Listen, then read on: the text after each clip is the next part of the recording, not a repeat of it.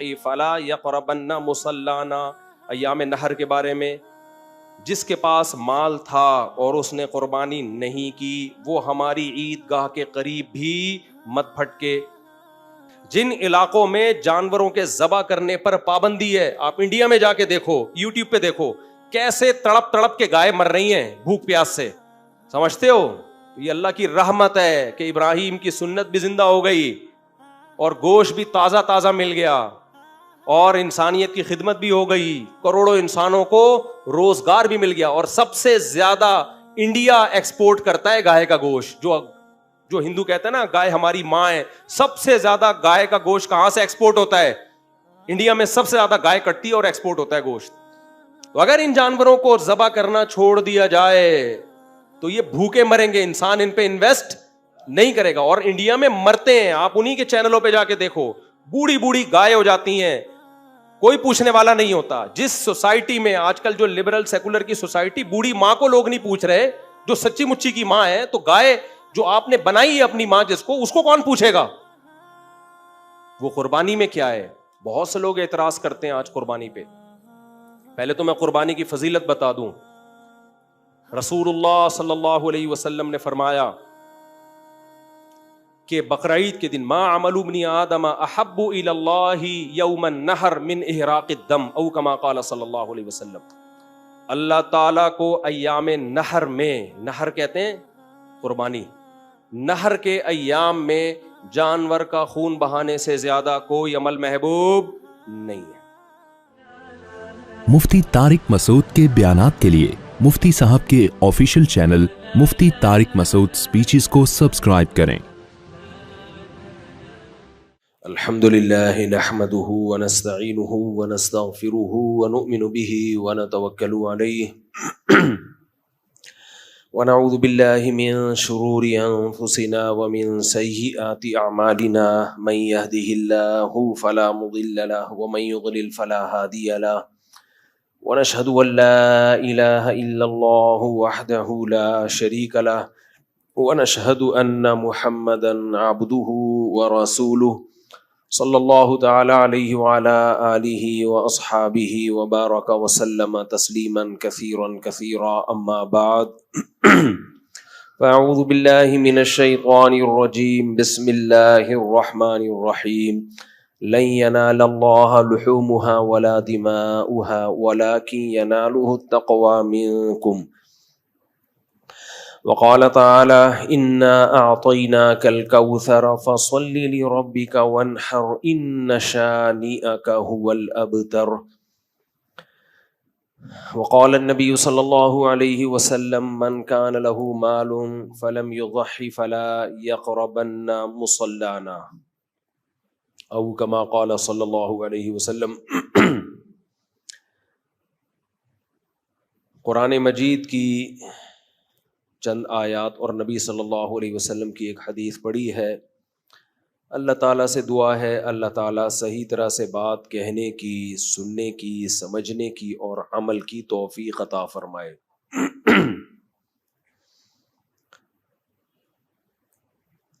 بقرعید آنے والی ہے 2024 کی، آج جمعے کا دن ہے، پیر کی بقرعید ہے۔ قربانی سے متعلق چند باتیں آپ کے سامنے پیش کرنی ہے۔ اللہ تعالیٰ صحیح طرح سے کہنے، سننے، سمجھنے اور عمل کی توفیق عطا فرمائے۔ میرا گلا ہی پتہ نہیں کیا ہو گیا ہے، رمضان کے بعد سے بیٹھا ہوا ہی ہے مسلسل۔ میری جو اوریجنل آواز ہے بہت اچھی ہے، لیکن بہت عرصہ ہو گیا میں نے خود نہیں سنی، مسلسل گلا بیٹھا رہتا ہے۔ 2-3 مہینے آرام ملے گا گلے کو تو پھر اس قابل ہوگا کہ وہ کچھ آواز سیٹ ہو جائے۔ دیکھو بھائی، جب کسی حکم کی حکمتیں سامنے ہوتی ہیں، کسی آرڈر کی حکمت سامنے ہوتی ہے تو اس آرڈر پہ عمل کرنا آسان ہوتا ہے۔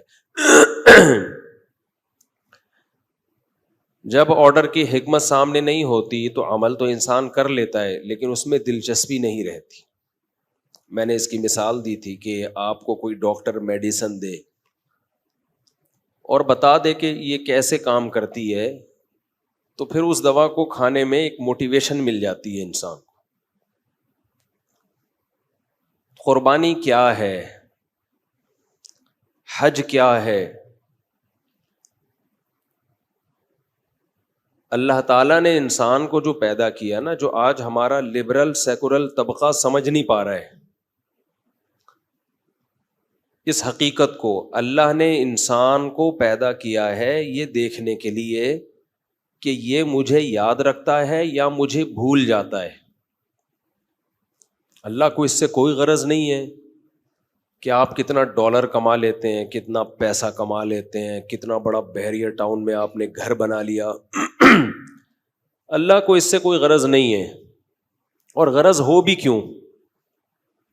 یہ تو عیش و عشرت کی چیز ہے نا، اس کا انسانیت سے کیا تعلق ہے؟ کوئی تعلق ہے انسانیت سے اس کا کہ بڑا گھر بنا لیا، بڑی گاڑی رکھ لی؟ یہ تو عیش کی چیز ہے. ہر شخص چاہتا ہے اپنی خواہشات پوری کرنا، گدھے گھوڑے بھی چاہتے ہیں. آپ نے قربانی کی گائے لائے ہیں نا، اس کی مرضی کا چارہ رکھیں گے تو شوق سے کھائے گی، نہیں رکھیں گے تو یوں یوں منہ ہلائے گی. بھائی جس کو بھی اللہ نے روح دی ہے وہ چاہتا ہے کہ اس کو لذتیں حاصل ہوں. بس جتنا اللہ نے جس کو دماغ دیا ہے وہ اس حساب سے لذتوں کا متلاشی ہوتا ہے. گائے کی کھوپڑی اتنی ہے، وہ بس یہی جانتی ہے کہ ہرا کھانا ہے یا سوکھا کھانا ہے، اس سے زیادہ اس میں صلاحیت ہی نہیں دی. انسان کو تھوڑی زیادہ صلاحیت دی ہے تو وہ کباب بنا کے کھاتا ہے، کوفتے بنا کے کھاتا ہے. پھر لیونگ اسٹینڈرڈ اس نے بہت اچھا کر دیا. انڈا موڑ کا لیونگ اسٹینڈرڈ ایک الگ ہے، ڈیفینس کا تھوڑا سا اونچا ہے. جب زیادہ پیسہ آتا ہے آدمی کے پاس، امریکہ کا اور زیادہ اونچا ہے. وہاں بطخیں بھی نظر آ جائیں گی آپ کو جھیل میں تیرتی ہوئی. وہاں بطخوں کا لیونگ اسٹینڈرڈ بھی بہت اونچا ہے.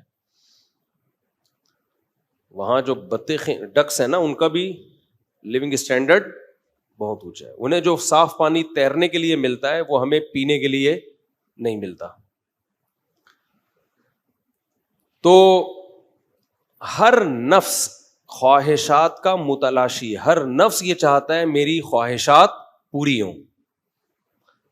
تو یہ کوئی کمال نہیں ہے کہ آپ کے پاس گاڑی اچھی آ گئی، آپ کے پاس خوراک اچھی آ گئی، آپ کی ساری خواہشات پوری ہو رہی ہیں. اس کا انسانیت سے کوئی تعلق نہیں ہے.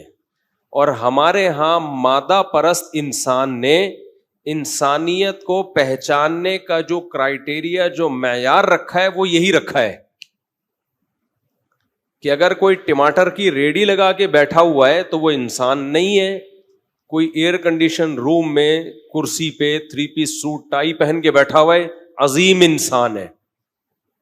تو اس کا انسانیت سے تعلق بولو نہیں ہے، کچھ بھی نہیں ہے. یہ بیکار کی باتیں. تبھی شاعر نے ایک شعر کہا ہے نا، ارے یہ کیا ظلم کر رہا ہے کہ مرنے والوں پہ مر رہا ہے. یہ بھی تو مرنے والوں پہ ہی مرنا ہو گیا نا. جو آج سوٹ ٹائی سوٹ بوٹ میں بیٹھا ہوا ہے، کل مرے گا کہ نہیں مرے گا؟ لاشوں پہ کیڑوں نے کھانا ہے اس کو، ایسی کی تیسی ختم. ارے یہ کیا ظلم کر رہا ہے کہ مرنے والوں پہ مر رہا ہے، جو دم حسینوں کا بھر رہا ہے. حسینوں کا دم بھرنا کا مطلب یہ ہوتا ہے کہ جو بھی اٹریکٹیو چیز ہے نا اس کی طرف مائل ہو رہا ہے، اس کی تعریفیں کر رہا ہے، واہ ویل ڈن، شاندار. ایک حد تک تو یہ ٹھیک ہے، ایک حد تک ٹھیک ہے. کوئی بھی اچھی چیز انسان کو لگے، شاندار ہی کہنا ہے اس میں. جیسے ہم نے امریکہ میں گھر دکھائے، ویل ڈن. تبھی لوگوں نے تانا کیا، ادھر کہتے ہو مسافر خانہ، ادھر کہہ رہے ہو ویل ڈن. تو اس میں تطبیق دے رہا ہوں میں.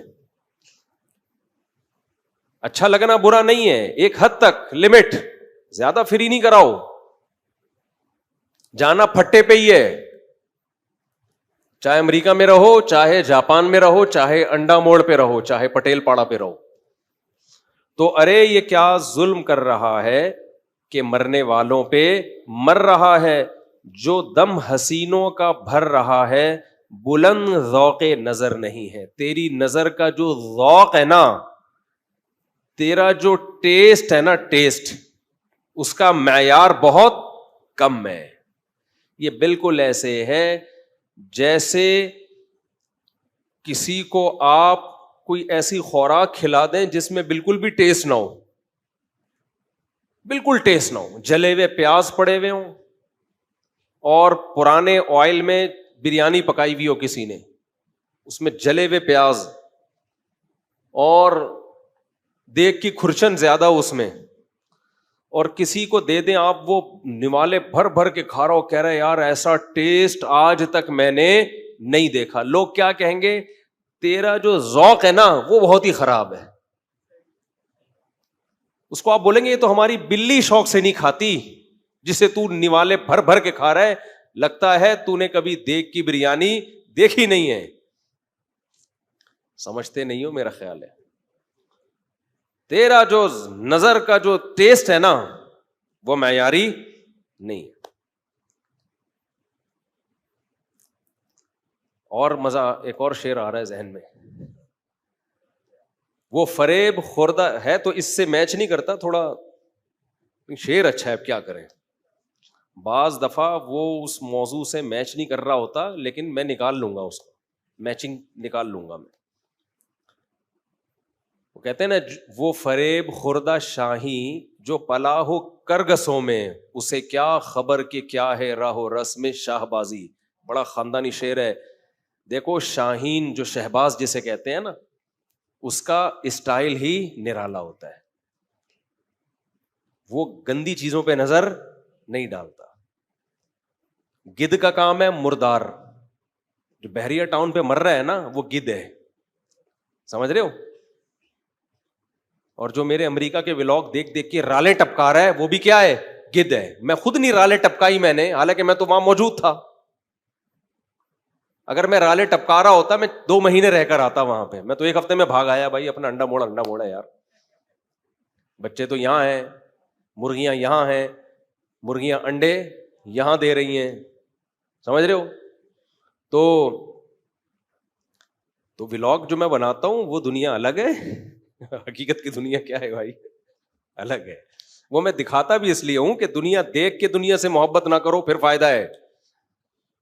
بند کمرے میں بیٹھ کے آدمی دنیا کو مسافر خانہ سمجھے, پھر کوئی کمال نہیں ہے.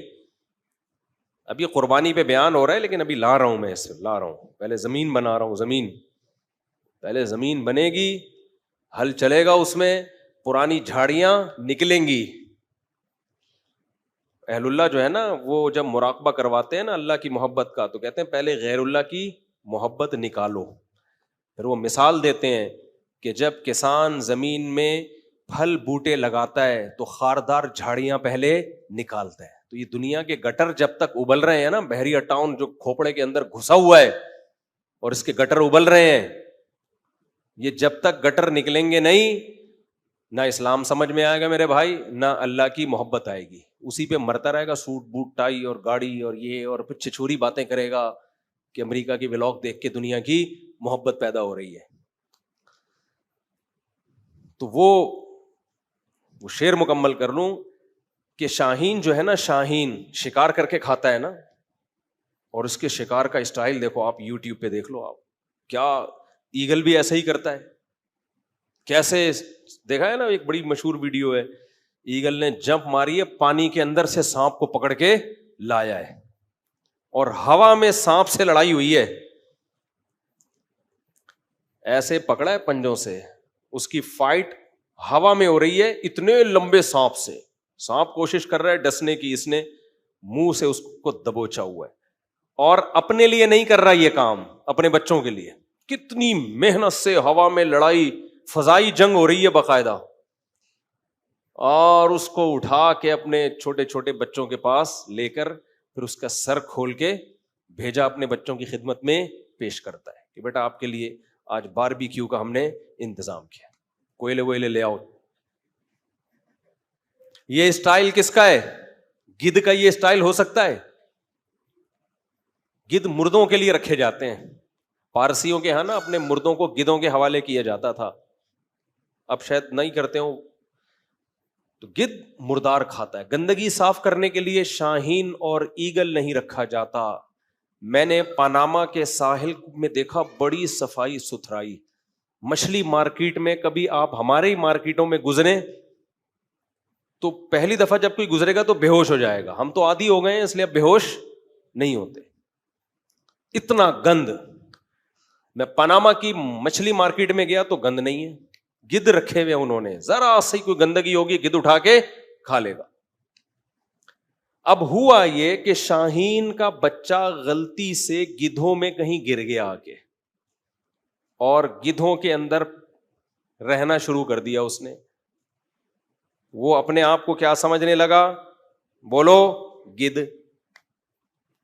جب گدھ سمجھنے لگا وہ اپنے آپ کو, تو اب حرکتیں بھی کیسی کرے گا وہ؟ گدھوں جیسی. وہ اسٹائل کے عقابی آنکھیں, اور ایسے اسٹائل سے اپنے شکار کو دیکھنا, اور ایسے ناٹک کرنا کہ پہاڑ سے اپنے آپ کو گرا دینا, اور پھر قریب جا کے پروں کو کھولنا. یہ سارے جو باز اور شاہین والے اسٹائل تھے, وہ شاہین کا بچہ گدھوں میں رہ کے وہ اسٹائل, بولو, بھول گیا. اس نے بھی وہی چھچوری حرکتیں شروع کر دی, گدھوں جیسے کام شروع کر دیے. تو فریب خوردہ کا مطلب دھوکہ کھایا ہوا شاہین, جو پلا ہو کرگسوں میں. کرگس گدھ کو بولتے ہیں. جو کرگسوں میں شاہین کا بچہ پلا ہو, اسے کیا خبر کہ کیا ہے راہ و رسم شہبازی. شہباز کے راہ و رسم اسٹائل کیسے ہوتے ہیں, طور طریقے کیسے ہوتے ہیں. کرگسوں میں پلنے والے شاہین کو یہ پتا نہیں ہوتا, وہ تو مردار پہ منہ مارے گا. انسان کو اللہ نے بہت اونچا بنایا ہے, شہوتوں پہ مرنے والا نہیں, گاڑیوں پہ, بنگلوں پہ, پلاٹوں پہ, خواہشات پہ جان دینے والا نہیں بنایا. اس کا جو ذوق نظر ہے بہت اونچا ہے انسان کا. اس میں پیغمبر پیدا ہوتے ہیں. پیغمبروں کی سلیکشن فرشتوں میں نہیں ہوتی, کس میں ہوتی ہے؟ انسان. اس میں ابراہیم خلیل اللہ جیسے لوگ پیدا ہوتے ہیں, اس میں محمد صلی اللہ علیہ وسلم جیسے پیدا ہوتے ہیں, اس میں موسیٰ کلیم اللہ جیسے لوگ پیدا ہوتے ہیں, انبیاء پیدا ہوتے ہیں. ذوق نظر انسان کا بہت بلند. لیکن یہ جب دنیا پرستوں میں پلتا ہے نا, پہلے اپنے ابا اماں کو دیکھا کہ انہوں نے 2 بچوں کے بعد نسل روک لی. کیوں روک لی؟ تاکہ ہمیں کھلانا نہ پڑے. تو ابا اماں سے کیا آئی اس کے دماغ میں؟ توکل آیا یا کنجوسی آئے گی؟ توکل تو گیا, ختم. کون کھلاتا ہے؟ کون بچہ پیدا ہوتے ہی ماں کی چھاتیوں میں دودھ پیدا کرتا ہے؟ جو خدا اتنے ثبوت پیش کر رہا تھا اپنے رازق ہونے کے, اس خدا سے نظر, بولو بھائی یار تم غصہ دے, ہٹ جاتی ہے نظر اس سے. یہ پہلا جرم کرتے ہیں والدین, سمجھتے ہو؟ پہلے دن سے بچے کو بتا دیں دیکھو ہم نے 2 ہی رکھے ہیں کیونکہ ہم اس غربت اور مہنگائی میں 2 سے زیادہ افورڈ نہیں کر سکتے. 2 تمیز سے پل جائے, سونے کے نوالے کھلا دو ان کو, یہ اس 8-10 سے بہتر ہے. تو یہ انسٹالیشن یہ بھول گئے بھائی, یہ بچہ ہماری اولاد بعد میں, اللہ کی مخلوق پہلے. میرے ولاگ لوگ دیکھتے ہیں نا, بعض لوگ کہتے ہیں یار اس آدمی کے اتنے بچے, اتنے بیگمات, اور پھر بھی خوش کیسے بیٹھا ہوا ہے یہ. اس طرح کی بات کر اللہ مجھے نظر سے بچائے, ان کمبختوں کی نظر نہ لگ جائے کہیں, بے-غیرتوں کی. ارے پاگلو, یہ خوش رہنے کا سبب ہے, بے وقوفو. مجھے حیرانگی اس پہ ہوتی ہے جس کی بیوی نہیں ہے, یا ایک بیوی ایک آدھ بچہ, وہ کیسے خوش ہے. اعتراض اس پہ کرو, تمہاری عقل مسخ ہو گئی ہے. جو خوشیوں کے اسباب لے کے گھوم رہا ہو وہ تو خوشی ہوگا.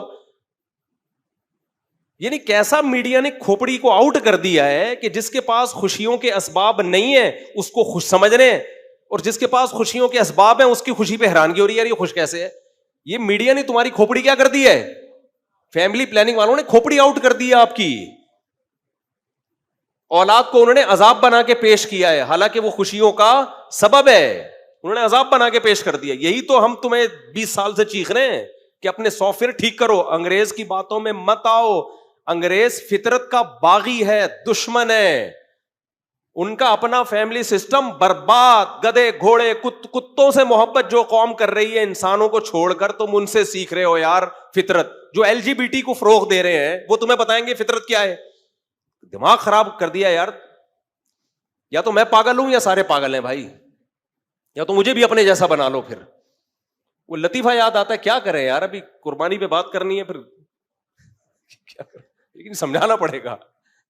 وہ ایک بادشاہ نے جو ہے نا, بادشاہ نے اعلان کیا, اس کو وزیر نے بتایا کہ حضور خواب آیا یا پتہ نہیں کسی نے خبر دی ہے کہ بارش ہونے والی ہے, جو اس بارش کا پانی پیے گا پاگل ہو جائے گا.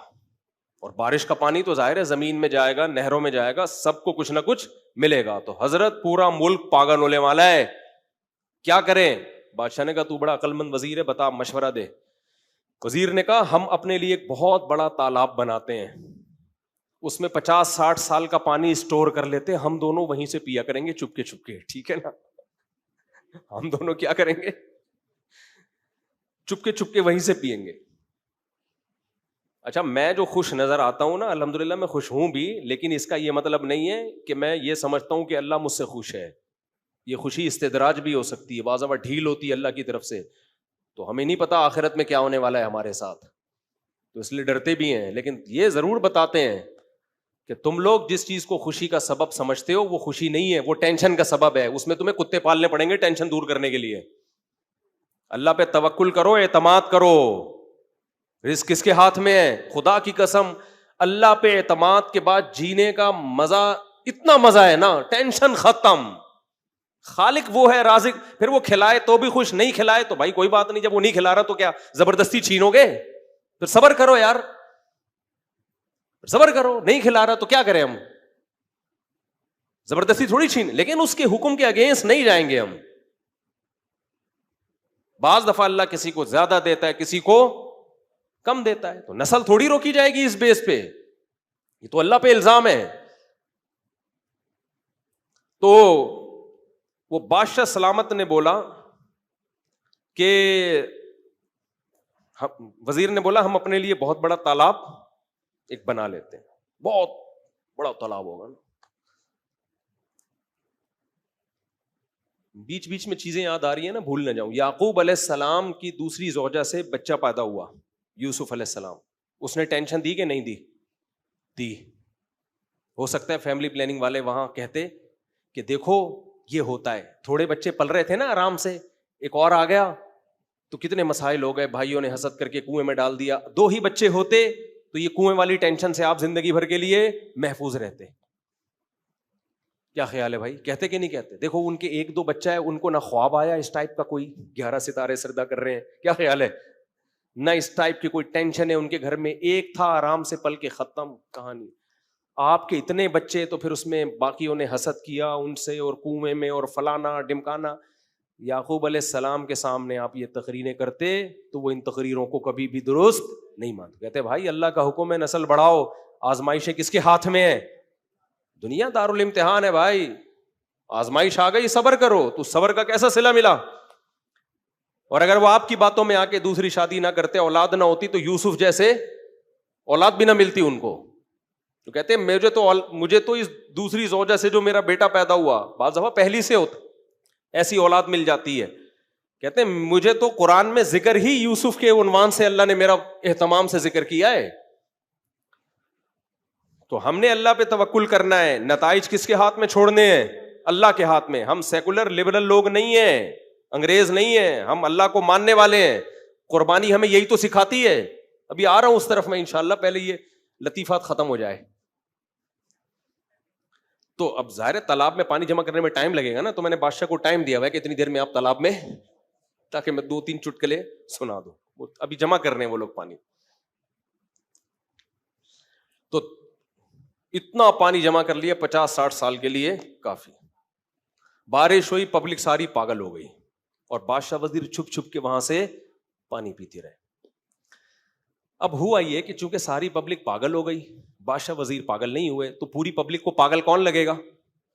بادشاہ وزیر لگیں گے. کیونکہ ساری پبلک ایک جیسی الٹی باتیں کر رہی ہے کہ بچے 2 ہی اچھے, بیوی 1 ہی اچھی, نسل مت بڑھاؤ, بڑھاپے میں کتے پالو, پیسے جمع کرو. صحیح ہے نا, وہ کتا تمہاری خدمت کرے گا بجائے اس کے کہ تمہاری اولاد بڑھاپے میں تمہیں پالے. گورنمنٹ کا کام ہے اولڈ ہاؤس کھول کے تمہیں پالنا, پیسہ کماؤ, ملازم رکھو بڑھاپے میں, وہ تمہیں پالیں گے. ملازم کو کون پالے گا بڑھاپے میں؟ یہ نہیں اس کا جواب ان کم بختوں کے پاس نہیں. ایک صاحب نے مجھے کہا بھائی بچے پیدا کرنے کے بجائے بہتر ہے پیسہ کماؤ, بڑھاپے میں ملازم رکھو. کم بخت وہ ملازم بھی جب وہ تو غریب ہے اس کو تو تم اور منع کر رہے ہو بچے پیدا کرنے سے, وہ کس کو ملازم رکھے گا بڑھاپے میں؟ ملازم اور اولاد میں فرق نہیں ہے کیا؟ آپ کہہ سکتے ہو نافرمان اولادیں بھی تو ہوتی ہیں, ریشو کم ہے, اتنی نافرمان کہ ماں باپ کو بھول جائیں. دوسری بات یہ وہ نئی خدمت کرے گی, آخرت میں اللہ اس کا متبادل دے گا تمہیں, آلٹرنیٹ دے گا اس کا. اولاد ہی نہیں ہے تو کیا آلٹرنیٹ ملے گا تمہیں؟ تو اب پوری قوم نے بادشاہ وزیر کے خلاف نعرے بازی شروع کر دی. ہم سب عقل مند ہیں, کیونکہ سب پاگلوں جیسی باتیں کر رہے تھے نا, یہ دو عقل مندی کی باتیں کرتے تھے. تو پوری قوم نے بادشاہ وزیر کے خلاف جلوس نکالنا شروع کر دیا. بادشاہ وزیر پاگل ہیں, ان کو ملک سے نکالو. پھر بادشاہ نے وزیر کو بولا بھائی یہ تو معاملہ سارا کیا ہو گیا ہے, یہ تو پروگرام ہی بڑھنے لگا ہے ہمارا. وزیر نے کہا حضرت ایک ہی مشورہ ہے کہ ہم بھی وہ پانی پی لیں تاکہ ہم بھی ان جیسے ہو جائیں. تو آپ لوگ چاہتے ہو کہ میں بھی پانی پی کے آپ جیسا ہو جاؤں, ایک بیوی دو بچے کی بات کروں, موت مر جاؤں گا میں, ایسی حماقت, میں ویسا پاگل الحمدللہ نہیں, میں فطرت سے کبھی نیچر سے بغاوت نہیں. میں کہتا ہوں عورت گھر کی چار دیواری کے لیے, ملازمت اور جاب کے لیے نہیں ہے, اس کا گھر میں رہنا اس کے لیے زیادہ مفید ہے.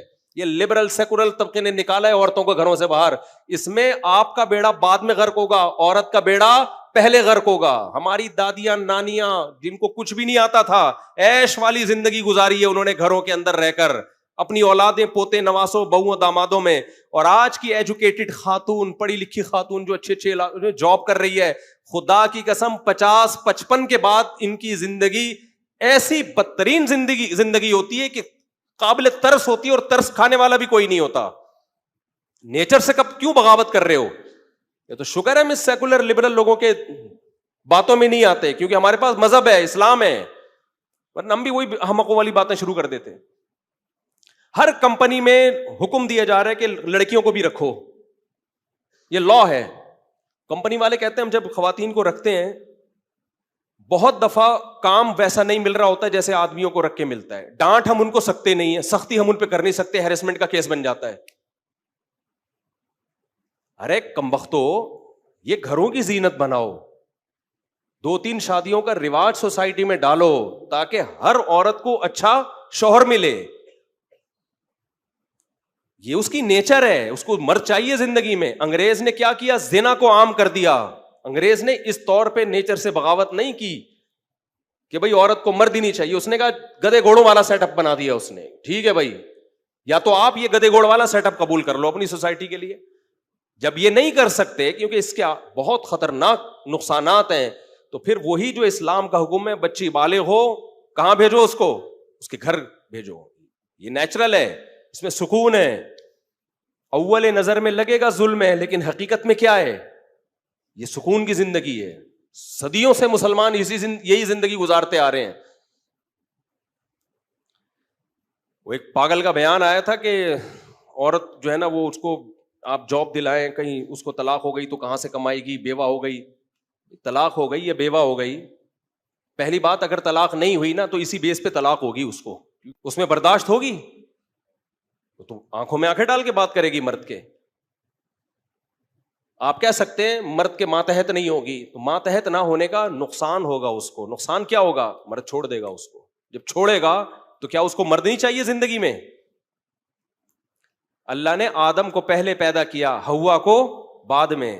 آدم نے کچھ وقت ہوا کے بغیر گزارے, ہوا نے 1 سیکنڈ بھی آدم کے بغیر نہیں گزارا. یہ بتا دی اللہ نے جب انسانیت کی ابتدا تھی کہ مرد عورت کے بغیر سروائیو کر سکتا ہے, عورت مرد کے بغیر سروائیو نہیں کر سکتی. اس کے لیے پہلے مرد کا انتظام کیا اللہ نے. سمجھتے نہیں ہو بات کو. آج خواتین کہتی ہیں مردوں کے بغیر گزارا کر لیتی ہیں. نہیں ہوتا آپ کا گزارا, جھوٹ بولتی ہو آپ, ٹوپی کرا رہی ہو. شوہر نہیں ملتا تو ادھر ادھر چکر چلاتی ہو. ٹک ٹاک پہ لڑکیاں کیوں طوائف بن کے ناچ رہی ہیں؟ مردوں کو اٹریکٹ کرنے کے لیے, لڑکیوں کو اٹریکٹ کرنے کے لیے, یا ہیجڑوں کو اٹریکٹ کرنے کے لیے نہیں ہو رہا یہ سب کچھ. چھوڑو, نہیں آ رہی سمجھ میں تو ایسے ہی ٹھیک ہے بھائی, کیا کریں, کس کس سے لڑے یار. مجھے ایسے ہی لگتا ہے تو میں پاگل ہو گیا ہوں یا باقی سب پاگل ہو گئے, سوائے علماء صلحاء جو دین پہ چلتے ہیں. تو خیر, پھر ہم آتے ہیں دوبارہ, کیا بات چل رہی تھی؟ ہاں وہ شاہین والی بات نہیں, پہلے تو وہ پاگل والی مکمل ہو گئی, وہ پانی تو پی لیا تھا نا, تو وہ بھی ہو پاگل ہو گئے. تو ہم ایسے پاگل انشاءاللہ نہیں ہو. تو میں یہ عرض کر رہا تھا کہ وہ فریب خوردہ شاہی جو پلا ہو کرگسوں میں, اسے کیا خبر کہ کیا ہے راہ و رسم شاہ بازی. جو شاہین کا بچہ کمبخت کووں اور گدھوں میں پلا ہو, اسے کیا خبر کہ شاہین کے اسٹائل کیا ہوتے ہیں. شاہین کن چیزوں پہ مرتا ہے, کن چیزوں پہ؟ وہ قبروں سے مردے اکھیڑ اکھیڑ کے نہیں کھاتا.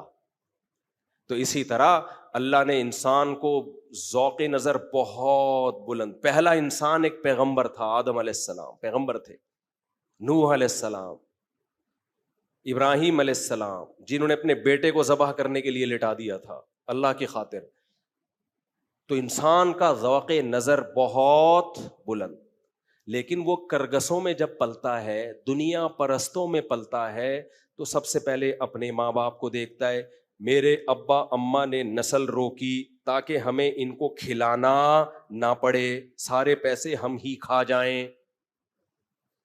پھر وہ میڈیا پہ اشتہار دیکھتا ہے, اشتہار میں بھی یہی کچھ, پیسہ بچائیے کل کام آئے گا, خرچ کیجئے قیامت میں کام آئے گا. ایسا کوئی ایڈ کوئی آتا ٹی وی پہ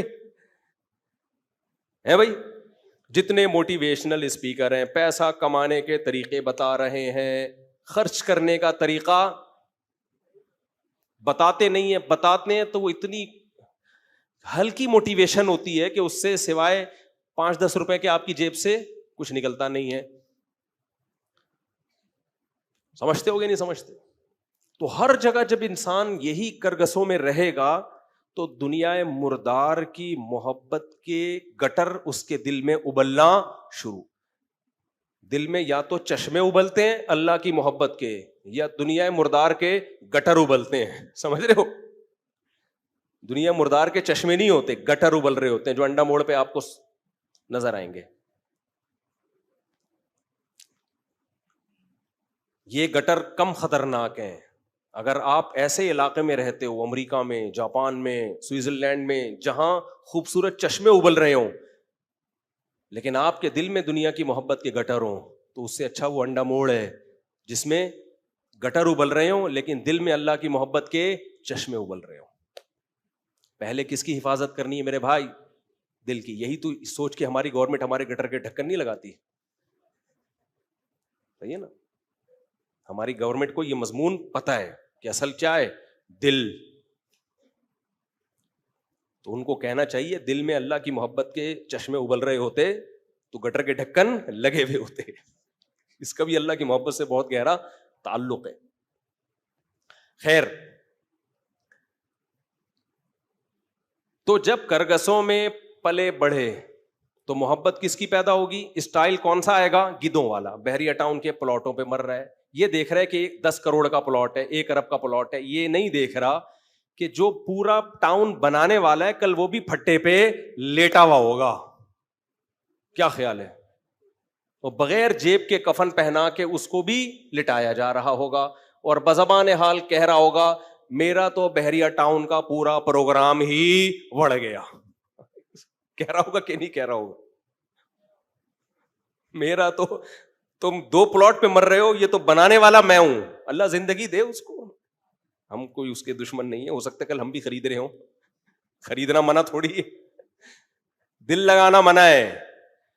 ان للہ عبادا فتنا طلقوا الدنیا وخافوا الفتنا نظروا الیہا فلما علموا انہا لیست لحی وطنا جعلوها لجتا واتخذوا صالح الاعمال فیہا سفنا. امام شافعی کا شعر ہے کہ اللہ کے کچھ بڑے ذہین بندے ہیں دنیا میں, کچھ 3 طرح کے کیٹیگری امام شافی نے تقسیم کی ہے. ایک تو بے وقوف احمق کرگس گدھ جو دنیا اختیار بھی کر رہے ہیں اور دنیا پہ رالیں بھی ٹپکا رہے ہیں. ان سے جب دنیا کی کوئی نعمت چھنتی ہے تو برین ہیمریج سے مر جاتے ہیں. ان کو ٹماٹر والے جہنمی لگتے ہیں. ہر وقت ان کی یہی ٹینشن ہے, میرا گھر اچھا, میرا لباس اچھا, میری خوراک اچھی, میری عزت, میری شہرت. یہ نہیں پتا کہ کتنے جنازے اٹھ چکے ہیں. یہ ہے کرگس اور گدھ. امام شافی کے شعر کا میں ترجمہ اردو میں مفہوم بیان کر رہا ہوں, سمجھتے ہو؟ یہ کرگس اور گدھ ہے. کہاں کچھ بے وقوف ہیں, ان کے دل میں دنیا کی محبت تو نہیں ہے لیکن ہے احمق. دنیا کی محبت تو نہیں ہے, وہ کیا ہے لیکن احمق اور بے وقوف.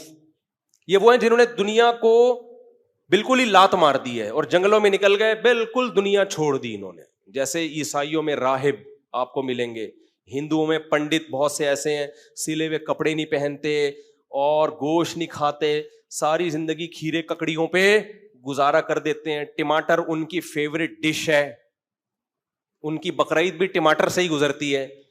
اور وہ مرغ و مسلم نہیں کھاتے, بریانی نہیں. بریانی کی دیکھ کے ڈھکن جب کھلتا ہے اس کی خوشبو کا ان کو پتہ ہی نہیں ہے. مجھے بتانے میں اتنا مزہ آ رہا ہے, سوچو کھانے میں کتنا مزہ ہے. ڈھکن کا اپنا مزہ ہے یا نہیں ہے؟ جب دیگ کی بریانی ہو نا اور لکڑی کے اس پہ پکی ہوئی ہو, لکڑی کے یعنی لکڑی پہ پکی ہوئی ہو نا, اس کا اپنا ذائقہ ہوتا ہے. اور بڑے رواج ڈالا ہوا اس کے اندر, چربی وربی ڈالی ہوئی ہو, پھر بڑے گوشت کی ہو یا بکرے کی ہو, لیکن کیا بتائیں یار, اس کے ساتھ ہو, رواج کے ساتھ. پھر جب ڈھکن کھلتا ہے مزہ آتا ہے کہ نہیں آتا؟ تو امام شافی کے بقول کچھ احمق اور بے وقوف ایسے ہیں جنہوں نے یہ بیانات سنے کہ دنیا مسافر خانہ ہے, مسافر خانہ ہے. قرآن میں پڑھا, تورات میں پڑھا, انجیل میں پڑھا, انہوں نے دنیا ہی چھوڑ دی. لات ماری ہے, کوئی دیکھ کی ڈھکن مکن نہیں. ابلے ہوئے چاول کھانے ہیں, بوائل چاول, وہ بھی جب شدید بھوک لگے 4 نوالے لے لو بس, اور ککڑی کے ساتھ گوشت موشت اور مرغ و مسلم اور بحریہ ٹاؤن, امریکہ کیا, جاپان کیا, اور گھر کیا, گندے نالے پہ چھپڑا ڈال لو بس. جراثیم آئیں گے تو کوئی بات نہیں, مر جائیں گے نا, تو دنیا کیا ہے؟ مسافر خانہ ہے. مرنا تو ایسے ہی ہے. گندے نالے پہ رہ رہے ہیں, وہ چھپڑا ڈالا ہوا ہے, نہاتے نہیں ہیں تاکہ جراثیم زیادہ سے زیادہ حملہ کر سکیں. جراثیم بھی تو اللہ کی مخلوق ہے نا, اس کا بھی پیٹ بھرنے کا ثواب ملتا ہے. کیا خیال ہے بھائی؟ ایک صاحب کو میں نے کہا کہ پانی بوائل کر کے, وہ ڈاکٹر کہہ رہے ہیں کہ جراثیم بہت آ رہے ہیں. اس نے کہا ان کی لاشیں تو پھر وہ اندر ہی رہ جائیں گی نا, جب پانی بوائل کریں گے جراثیم کی لاشیں تو اندر ہی ہوں گی نا. میں نے کہا بھائی علوم ہیں یہ, علوم, یہ وہ علوم ہیں جو روحانی عاملوں کے پاس ہوتے ہیں, یہ علم نہیں ہے, یہ کیا ہے؟ علوم. میں نے کہا میرے پاس اس کا جواب, وہ لاشیں بھی تو پیٹ میں جائیں گے. اب کسی ڈاکٹر سے پوچھوں گا بھائی وہ لاشوں کا وہ کیسے نکالیں ہم, جراثیم کو جب پانی کو جب ہم بوائل کریں تو اندر لاشوں کو ہم کیسے نکالیں؟ علوم تو ہیں بہرحال. خیر, تو دوسرے وہ لوگ ہیں جنہوں نے دنیا کو کیا کر دی؟ طلاق دے دی, نکال دیا زندگی. یہ بھی بے وقوف ہیں. کیوں؟ دنیا کی نعمتیں جو اللہ نے انسانوں کے لیے پیدا کی تھیں ان سے لطف اندوز ہی نہیں ہو رہے, کیونکہ دنیا کو چھوڑنے کا ثواب نہیں ہے کوئی قیامت. قل من حرم زینۃ اللہ التی, کیا ہے؟ قل من حرم زینۃ اللہ التی اخرج لعبادہ والطیبات من الرزق. اللہ کہتے ہیں کہ یہ تو میں نے پیدا تمہارے لیے کیے ہیں, تو ان کو کون حرام کر سکتا ہے؟ پھر اللہ نے پیدا کیوں کی ہیں اگر کھلانی نہیں تھی, پابندیاں لگانی تھیں؟ امام شافی کہتے ہیں کچھ بندے بڑے ہوشیار ہیں, انہوں نے کہا رکھو, استعمال کرو لونڈی اور باندی بنا کے, لطف اندوز بھی ہو لیکن دل میں جگہ مت دو. دل کہاں رکھو؟ آخرت کے لیے. نہیں آئی میرا خیال ہے بات؟ رکھو, انجوائے کرو, نعمتیں حاصل کرو, دل میں جگہ مت دو. اب آپ کہہ سکتے ہو یار لطف اندوز بھی ہوں اور دل میں جگہ بھی نہ دیں, یہ دونوں چیزیں کیسے جمع ہو سکتی ہیں؟ بالکل جمع ہو سکتی ہیں. کسی کو باپ بنا کے, کسی کو باپ بھی بنایا جا سکتا ہے اور کسی کو غلام بنا کے بھی اس سے خدمت, بولو نا, لی جا سکتی. یہ وہ لوگ ہیں جنہوں نے دنیا کو باپ بنا لیا ہے. ملازم بناؤ گے تو خدمت زیادہ لوگے, لیکن ملازم کے مرنے پر اتنا غم نہیں ہوتا جتنا عزت داروں کو باپ اور ماں کے مرنے پر یا بیوی کے مرنے پر ہوتا ہے. دوسرا, آپ کے دل میں دنیا گھسی ہے کہ نہیں گھسی, اس کا معیار یہ ہے کہ چھننے پہ غم کتنا ہوتا ہے. لطف اندوز دنیا سے سب ہوتے ہیں, لیکن جن کے دل میں دنیا ہوتی ہے ان کو دنیا چھننے کا غم بہت ہوتا ہے. جن کے دل میں دنیا نہیں ہوتی ان کو چھننے کا غم نہیں ہوتا. ایک مثال سے بات سمجھا کر پھر آتا ہوں میں قربانی کی طرف, جو اصل موضوع ہے. دیکھو, ایک آدمی نیا نیا کراچی آیا, اس نے کبھی W11 نہیں دیکھی. اس کو آپ نے مشورہ دیا, بھائی تو نیو کراچی سے فلاں علاقے میں جانا ہے, W11 میں. وہ ہمیشہ پیدل سفر کرتا تھا. ہمیشہ کیسے سفر کرتا تھا؟ پیدل. اب اس کو جگہ مل گئی W11 میں سیٹ پہ کھڑکی والی, گانا بھی اچھا سا لگا دیا اس کے مطلب کا, کیونکہ گانے بہت لگے ہوتے تھے W11 میں, آپ کا پتہ نہیں مجھے. گانا بھی کون سا لگا دیا اس کی مرضی. بہت سے لوگ تو W11 میں سفر ہی گانوں کے چکر میں کر رہے ہوتے ہیں. W11 والوں سے گزارش ہے کہ اتنے لوگوں کا گناہ اپنے سر پہ لے کے کیوں جا رہے ہو. تو وہ انجوائے کرے گا کہ نہیں کرے گا؟ انجوائے کتنا مزہ آئے گا یار, زبردست سیٹ ملی ہوئی, کھڑکی مڑکی زبردست, گندے نالے پٹیل پاڑا سب کچھ آ رہا ہے راستے میں. بھائی یہی انجوائے ہوا کراچی میں, اس سے زیادہ انجوائے نہیں ہو سکتا. سوئٹزرلینڈ کی پہاڑیاں تھوڑی آئیں گی کراچی میں. اچانک کیا ہوا کہ جی کنڈکٹر نے بولا کہ یار جگہ فل ہو گئی ہے, انٹی آئی ہیں یا کوئی بوڑھے آدمی ہیں, ان کو جگہ دے دو آپ, اور آپ کھڑے ہو کے سفر کرو اور پائیدان پہ آ جاؤ آپ. اب وہ پائیدان پہ لٹک لٹک کے سفر کر رہا ہے, تو کیا خودکشی کر کے مر جائے گا وہ؟ بولو. بولے گا یار میری تو زندگی کیا ہو گئی برباد, مجھ سے تو چھن گئی, کھڑکی والی سیٹ چھن گئی. ایک تو بیٹھا ہوا تھا میں, اوپر سے کھڑکی کی طرف ونڈو, اتنا انجوائے کر رہا تھا میں لائف کو یار. اف, ٹماٹر والا بھی نظر آ رہا تھا. یہی انجوائے کرے گا کراچی میں, جو مثال یہی ہوگی نا. اور پھر وہ گولے گنڈے والا بھی نظر آیا, اتنا لائف کو انجوائے کر رہا تھا یار, اب مجھے کہاں پائیدان پہ لٹک کے. اب وہ ڈپریشن کی گولیاں نکال نکال کے کھا رہا ہے, اسٹریس ہو رہی ہے, ڈپریشن.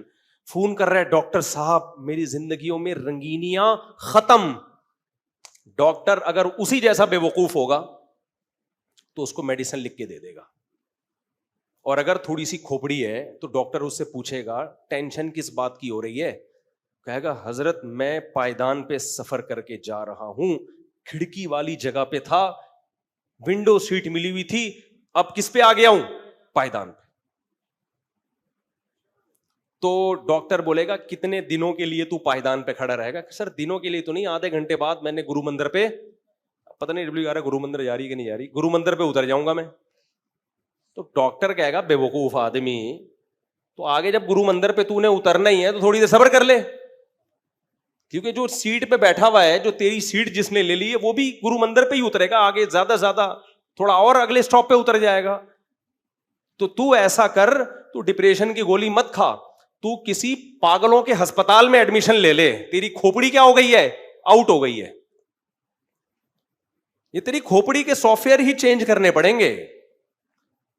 تو بھائی دنیا, جو علماء, جو صلحاء, جو اللہ والے لوگ ہیں نا, وہ دنیا کو لات نہیں مارتے, انجوائے کرتے ہیں. اتنا فری کراتے ہیں جتنا فری بنتا ہے, زیادہ لفٹ نہیں کراتے.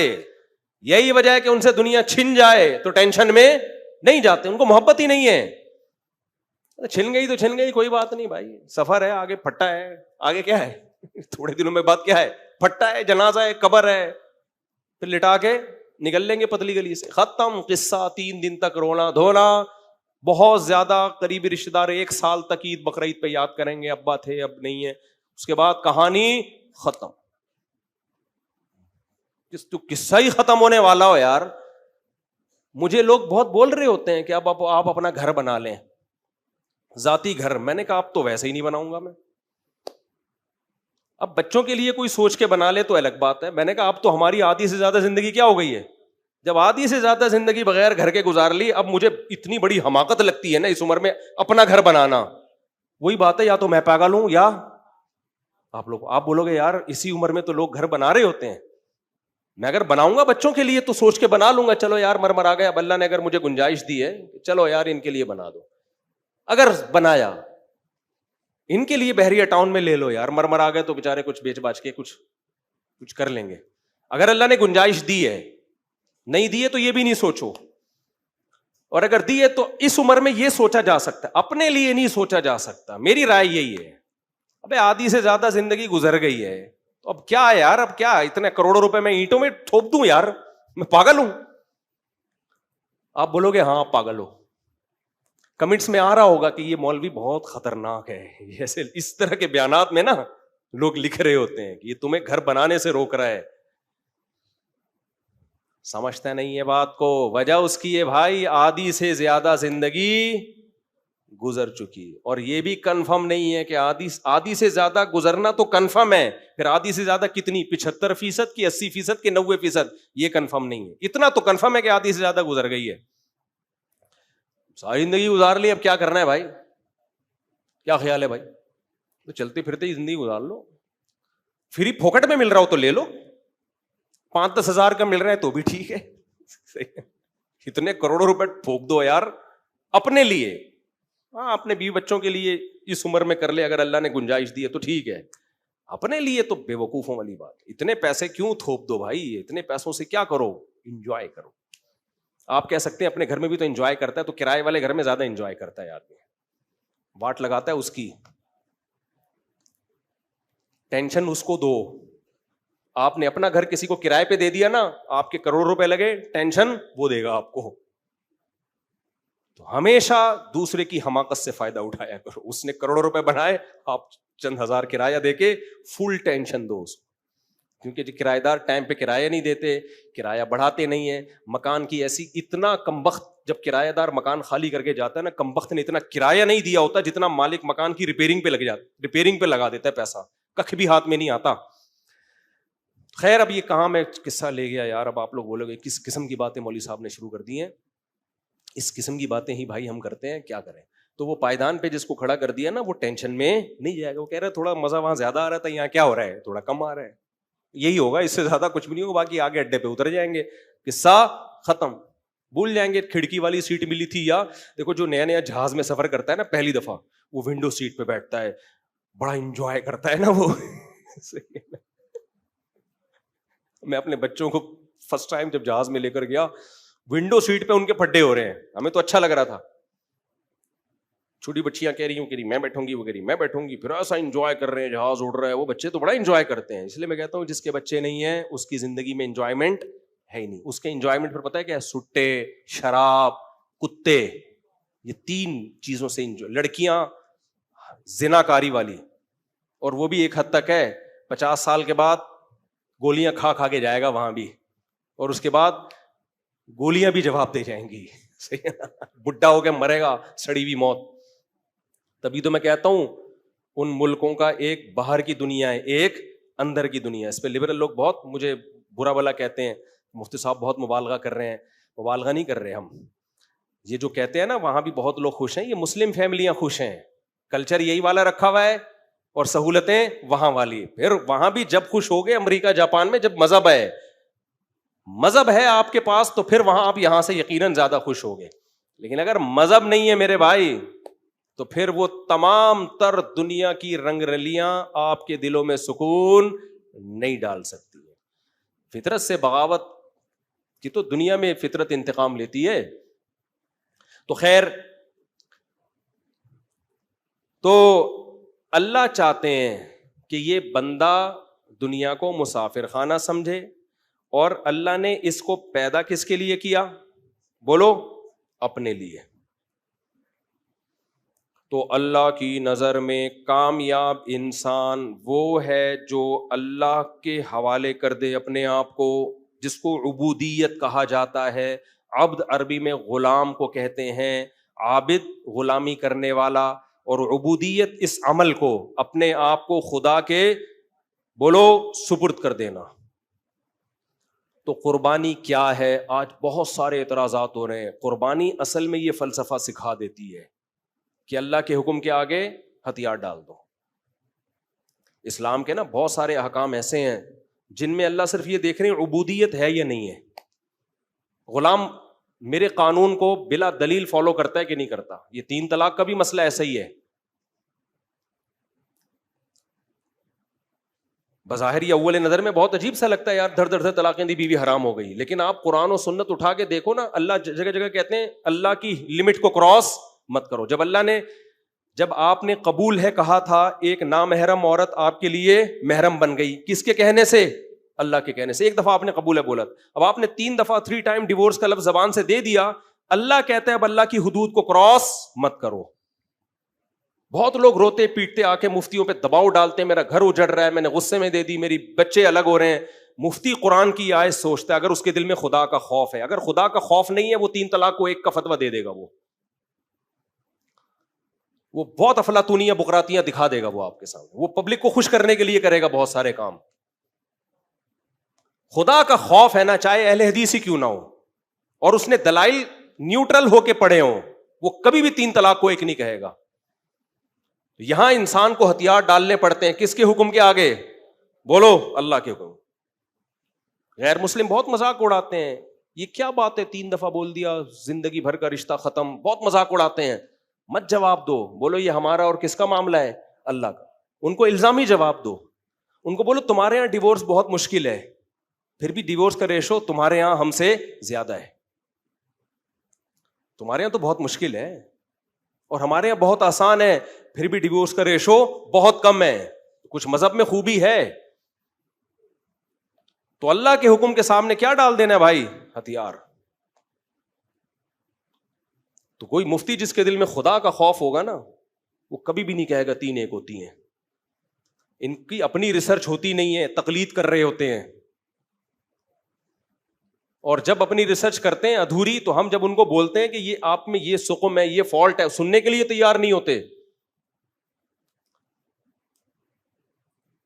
ایک صاحب کے یہی ہوا نا، 3 دے دی انہوں نے، تو میں نے ان سے کہا، کہتے ہیں یار میں کیسے؟ میں نے کہا بھائی دیکھو، خدا کے تم نے غلط کیا، 3 دینا حرام ہے، ناجائز ہے، لیکن جب ایک کام ہو گیا نا، اب خدا کے حکم پہ ڈٹ جاؤ.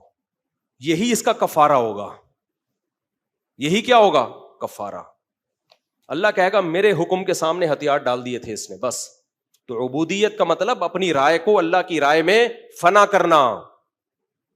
تو طلاق کے حکام تو قرآن جہاں بھی بیان کرتا ہے نا، وہاں قرآن یہ بھی کہتے ہیں یہ اللہ کی حدود ہیں، لمٹ ہے، اس کو کراس مت کرنا. یہاں یہ لوگ کہہ رہے ہوتے منہ سے نکال دی ہے. ابے بھائی قبول ہے بھی تو منہ سے ہی نکلا تھا. اسلام میں ڈاکومنٹیشن کے بغیر نکاح ہو جاتا ہے کہ نہیں ہو جاتا؟ ہو جاتا ہے. آج کل سیکولر لبرل طبقے میں نا، میں کیوں بار بار 3 طلاق پہ بولتا ہوں، سیکولر لبرل طبقے نے یہ بات بھی میڈیا پہ بہت اٹھائی ہے، سوشل میڈیا، فیس بک. یہ کیا ہے بھائی؟ منہ سے بولو طلاق، منہ سے بولو طلاق، ڈاکومنٹیشن ہونی چاہیے، کورٹ کا کام ہے. کورٹ کا کام نہیں ہے یہ. اللہ تعالیٰ نے یہ پرسنلی رکھا ہے. مرد کو یہ حق دیا ہے کہ وہ چھوڑ بھی سکتا ہے اور رکھ بھی سکتا ہے. ہاں، چھوڑنے کا طریقہ بتایا ہے کہ اس طریقے کو فالو نہیں کرو گے گناہگار ہوگے، لیکن ہو جائے گی. کتنے واضح حکام ہیں سورہ طلاق میں اور سورہ بقرہ میں. اٹھا کے ایسے ہی حضرت عمر کی طرف ایک نسبت کر دی کہ انہوں نے 3 طلاق کو 3 قرار دیا ہے. یعنی اس کا مطلب اللہ کے حلال کو حرام کر دیا حضرت عمر نے، اور پوری امت خاموش رہی. اتنا بڑا جرم کیسے حضرت عمر کر سکتے ہیں؟ تو آج کل سیکولر لبرل طبقہ یہ طلاق ثلاث کا نا 3 ٹائم ڈیورس کا مسئلہ بہت اچھال رہے ہیں. یورپ امریکہ میں بہت اچھلا ہوا ہے یہ، اور وہ بڑے بڑے نئے نئے فالتو قسم کے اسکالر آ رہے ہیں، ایکچولی کر کے، ایکچولی دیکھیں اس پہ اجماع نہیں ہے، ایکچولی دیکھیں. بھائی قرآن و حدیث سے بات کرو بیٹھ کے سیدھے سے. وہ دیکھیں فلاں مفتی نے بھی لکھا. بھائی سارے مفتی بھی لکھ دیں بیٹھ کے. ایک چیز قرآن حدیث صحابہ نے 2 اور 2 4 کی طرح واضح کر دی ہے. اب کسی مفتی کی رائے کا کوئی اعتبار نہیں ہے، چاہے دیوبندی مفتی نہیں لکھا ہو. لوگ ہمیں بتا رہے ہیں آپ کے فلاں اکابر نے بھی لکھا ہے. بھائی غلط لکھا ہے ہمارے اکابر نے. اگر کسی نے لکھا ہے تو پہلے سے ہی بول دیا ہم نے. کتنے صحابہ کے فتوے اس بارے میں واضح بھائی. اور جب صحابہ کے دور میں اکٹھی 3 طلاقیں لے کے لوگ آتے تھے نا، تو بھی روتے ہوئے آتے تھے. ابو داؤد کی بالکل صحیح حدیث ہے، اہل حدیث بھی صحیح مانتے ہیں. عبداللہ بن عباس کے پاس ایک شخص آیا کہ میرے چچا نے اپنی بیوی کو 3 طلاقیں دی ہیں ایک ہی مجلس میں، اور حزینہ حزنن شدیدن، انتہائی شدید غمزدہ ہیں وہ. عبداللہ بن عباس نے کیا فرمایا؟ ان عمک لم یتق اللہ فلم یجعل لہ مخرجا، تیرا چچا طلاق دینے میں اللہ سے ڈرا نہیں ہے، لہذا اللہ نے اس کے لیے مصیبت سے نکلنے کا راستہ نہیں رکھا۔ تو یہ حضرت عمر کا کام نہیں تھا، یہ کس کا کام تھا؟ اللہ کا۔ 3 طلاقیں دینے کے بعد اللہ نے آپ کے لیے مصیبت سے نکلنے کا راستہ بند کر دیا ہے۔ تو اس کا حل یہ نہیں ہے کہ اللہ کے قانون کو چینج کرو، اس کا حل یہ کہ نکاح سے پہلے مرد کو بتا دیا جائے اپنی زبان کو کنٹرول کرو۔ اگر اسلام کا نظام غلط ہوتا نا تو صدیوں سے کامیابی سے چلانا آ رہا ہوتا، مسلمانوں کا سارا فیملی سسٹم برباد ہو چکا ہوتا۔ اور اس میں ایک حکمت ہے کہ جس آدمی میں برداشت نہیں ہے نا، اللہ اس کا گھر بسانا ہی نہیں چاہتے ہیں۔ جو زبان پہ کنٹرول نہ کر سکے وہ باقی چیزوں میں کہاں کنٹرول کرے گا؟ گھر بسانا اس شخص کا کام ہے جس کی کنٹرولنگ پاور ہو۔ سب سے پہلے زبان پہ کنٹرول ہوتا ہے۔ تو یہ احکام کہلاتے ہیں عبودیت، کہ آپ اللہ کے غلام ہو تو حکم سمجھ میں آئے نہ آئے آپ نے کیا کرنا ہے؟ بولو، فالو کرنا ہے، مان لینا ہے، جیسے اللہ نے بول دیا بس۔ تو اسی طرح اللہ نے حج بھی دیا، اسی طرح قربانی بھی دی۔ وہ قربانی میں کیا ہے؟ بہت سے لوگ اعتراض کرتے ہیں آج قربانی پہ۔ پہلے تو میں قربانی کی فضیلت بتا دوں۔ رسول اللہ صلی اللہ علیہ وسلم نے فرمایا کہ بقرعید کے دن ما عمل ابن آدم احب الی اللہ یوم النحر من احراق الدم او کما قال صلی اللہ علیہ وسلم، اللہ تعالیٰ کو ایام نحر میں، نحر کہتے ہیں قربانی، نحر کے ایام میں جانور کا خون بہانے سے زیادہ کوئی عمل محبوب نہیں ہے۔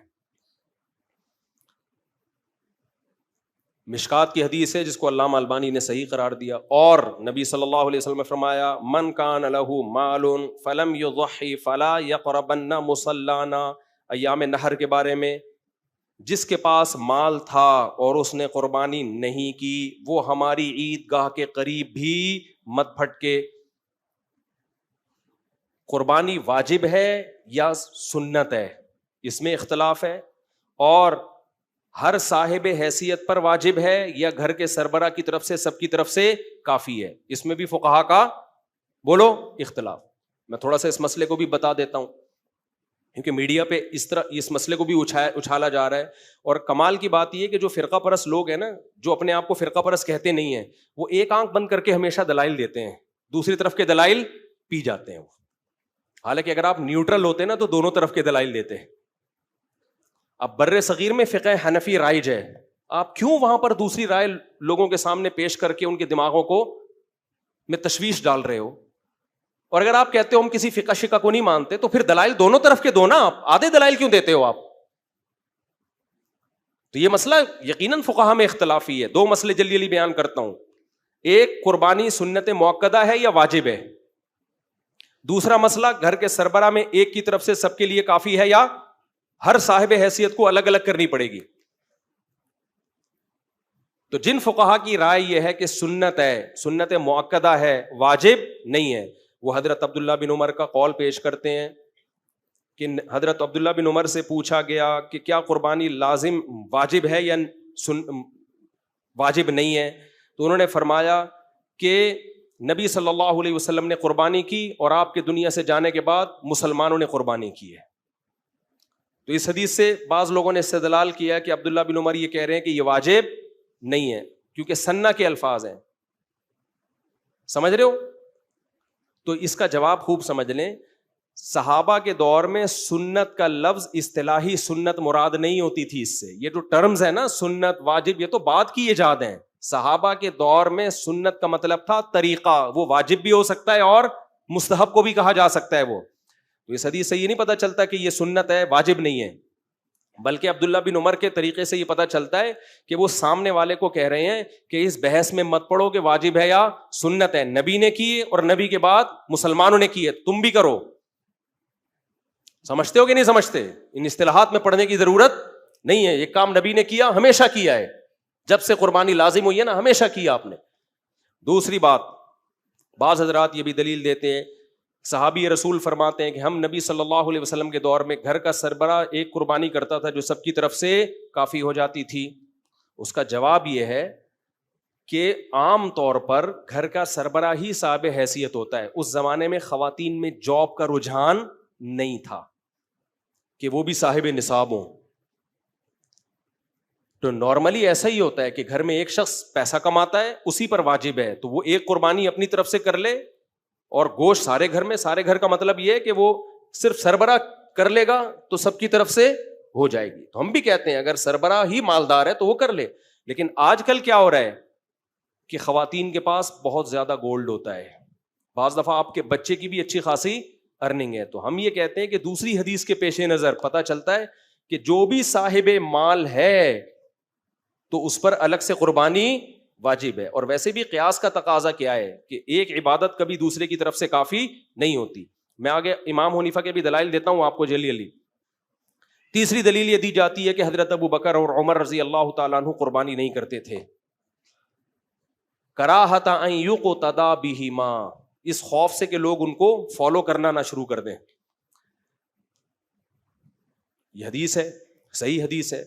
تو بعض علماء اس کا مطلب بتاتے ہیں دیکھو اگر واجب ہوتی تو ابو بکر عمر تو کرتے نا, وہ نہیں کر رہے تاکہ لوگ اس کو لازم نہ سمجھیں. اس کا جواب یہ ہے کہ حضرت ابو بکر اور حضرت عمر صاحب مال نہیں تھے, ان کے تو پیون زدہ کپڑے ہوتے تھے. وہ اگر قربانی کرتے تو لوگ یہ سمجھتے ان کے عمل کو دیکھ کر کہ غریب پر بھی قربانی واجب ہے, حالانکہ غریب پہ قربانی کسی کے نزدیک بھی واجب نہیں ہے. ورنہ یہ کیسے ممکن ہے کہ ایک کام نبی صلی اللہ علیہ وسلم نے ہمیشہ کیا ہو مدینہ آنے کے بعد, اور اتنی تاکید بیان کی ہو, اور ابو بکر عمر یہ کہہ کے چھوڑ دیں کہ لوگ کرنا نہ شروع کر دیں کہیں. سمجھ میں نہیں آ رہی میرا خیال ہے بات. وہ تو کریں گے کہ نبی نے کیا تو ہم بھی کریں. وہ جو چھوڑا ہے نا انہوں نے, یہ کہ لوگ ایسا نہ ہو کہ غریب پہ بھی قربانی کو واجب سمجھیں. اس میں حرج ہے, ایک آدمی کے پاس پیسہ ہے نہیں اور آپ اس کو مکلف بنا رہے ہیں کہ وہ قربانی کرے. باقی امام حنیفہ کے دلائل اس بارے میں بہت مضبوط ہیں. نمبر 1, یہ جو میں نے آیت پڑھی, انا اعطیناک الکوثر فصل لربک وانحر, اے نبی آپ نماز بھی قائم کیجئے, وانحر اور قربانی بھی کیجئے. تو یہ بقرعید ہی کی تو قربانی مراد ہے, کیونکہ ان دنوں کے علاوہ اسلام میں قربانی مشروع نہیں ہے, تو یہی قربانی ہے. امام صاحب دلائل میں سب سے پہلے کس کو رکھتے ہیں؟ قرآن کو. امام ابو حنیفہ کی عادت ہے سب سے سپیریئر کس کو رکھتے ہیں؟ وہ قرآن کو. اس سے پھر یہ اس حکم پر عمل کب کریں ہم؟ ونحر کے حکم پر. نمبر 2, یہ جو حدیث میں نے ابھی پڑھی ہے جس کو علامہ البانی رحمہ اللہ نے صحیح کہا ہے, من کان لہ مال فلم یضحی فلا یقربن مصلانا, جس کے پاس مال ہو اور وہ قربانی نہ کرے وہ ہماری عیدگاہ کے قریب بھی نہ پھٹکے. تو اس سے پتہ چلتا ہے جو بھی صاحب مال ہے, اس میں مرد اور عورت کا فرق نہیں رکھا, گھر کے سربراہ اور ماتحتوں کا فرق نہیں ہے. ٹھیک ہے, دوسری طرف بھی دلائل ہے, لیکن یہ بھی تو ہے نا. یہ آج کل کے اسکالر یہ کیا کہ ایک آنکھ بند کر کے دلائل پیش کر رہے ہوتے ہیں, دوسرے کو پی رہے ہوتے ہیں.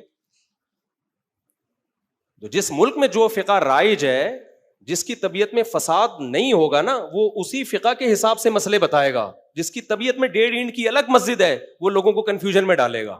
کتنے لوگوں کے فون آ رہے ہیں, فلاں کہہ رہے ہیں لازم نہیں ہے, فلاں کہہ رہے ہیں ایک سب کی طرف سے کافی ہے, فلاں یہ کہہ رہے ہیں. بھائی ہمارے ایک دوست ہیں اہل حدیث, وہ اس طرح کی کمپین چلا رہے ہیں, اچھے سمجھدار ہیں. میں نے ان کو میسج بھیجا, میں نے کہا جب آپ کو پتہ ہے یہاں سب فقہ حنفی کو فالو کرتے ہیں اور اس میں بھی دلائل ہیں, تو آپ کیوں لوگوں کو ایک 1.5 اینٹ کی الگ تبلیغ کر رہے ہو بیٹھ کے؟ کیوں کنفیوژن میں ڈال رہے ہو بھائی لوگوں کو؟ علماء کا وقت اس میں ضائع ہوگا. اب اس کے جواب, پھر اس کا جواب, پھر اس کا جواب. آپ اپنی ذات تک اس کو کیوں نہیں رکھ لیتے؟ تو من کان لہ مال فلم یضحی فلا یقربن مصلانا, تو یہ دوسری دلیل ہے قربانی کے لازم ہونے کی. تیسری دلیل, نبی صلی اللہ علیہ وسلم سے جب صحابہ نے پوچھا کہ یہ قربانی کیا ہے, تو نبی نے کیا فرمایا؟ سنت ابیکم ابراہیم, تمہارے باپ ابراہیم کی سنت. سنت سے مراد طریقہ. تو بتاؤ ہم یہ کام کس کی سنت کو فالو کرنے کے لیے کر رہے ہیں؟ ابراہیم. تو ابراہیم علیہ السلام پر اپنے بیٹے کو ذبح کرنا سنت تھا یا واجب تھا؟ بولو نا. واجب تھا, لازمی حکم تھا. نہیں آئی بات. تو ان کی سنت میں جب ہم قربانی کریں گے تو لازمی طور پہ ہی کریں گے, آپشنل بولتے کیوں نہیں کریں گے. ہذا من المواہب, یہ علماء سمجھتے ہیں اس کا مطلب کیا ہے. آدھا منل، یہ جو پوائنٹ ہے نا، یہ من المواہب ہے. یہ آپ کی سمجھ میں نہیں آئے گا، علماء کو پتہ کیا کہہ رہا ہوں میں. تو ابراہیم علیہ السلام کا طریقہ بتایا ہے. تو ابراہیم علیہ السلام کے لیے آپشنل نہیں تھا. یا ابت افعل ما تؤمر، بچے نے کہا اے ابا اللہ کی طرف سے آپ کو جو آرڈر ہے آپ اس آرڈر پہ عمل کر لیں. اسماعیل علیہ السلام نے یہ نہیں کہا کہ یہ آپشنل ہے آپ کے لیے، بہتر ہے کہ آپ کر لیں، نہیں بھی کریں تو کوئی حرج نہیں ہے. یہ آپشنل نہیں تھا، ابراہیم علیہ السلام کے لیے کیا تھا؟ واجب تھا. تو اس کا آلٹرنیٹ میں جانور دیا گیا، تو وہ بھی وجوبی طور پر ابراہیم علیہ السلام نے ذبح کیا ہے، لازم تھا ابراہیم علیہ السلام پہ. تو ہم ابراہیم علیہ السلام کی سنت میں یہ کام کر رہے ہیں. تو سنت میں اصل یہی ہے کہ اسی طور پر آپ نے اس کو فالو کرنا ہے. تو ہمارے لیے بھی کیا ہے، یہ واجب ہے. آپ امام ابو حنیفہ کو ہلکا مت سمجھو.